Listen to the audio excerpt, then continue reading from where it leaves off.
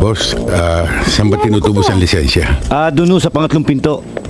Ito yung sinasabi ko sa yung pilosopong piloto na kinakwento ko sa inyo. Siya ba? Ano pinipiloto niyan? Baka MU2, Lears, okay, Cessna. Hindi, tora-tora lang yan. Saan yung flight mo ngayon? Ba't ka nag-stop over dito? Tutubusin ko sana itong lisensya ko. I see. Pero tapos na yung 3 days Lumipad na yung lisensya mo dun sa office namin, sa main office. So, if I were you, I'd fly na lang there, tapos kunin mo na lang doon, okay?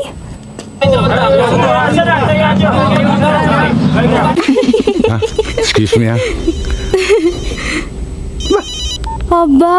Hello, PJ? Napakasosyal naman itong jeepney driver na to at may cellphone pa. Talaga? Sandali lang, PJ. Hindi ni driver piloto ako.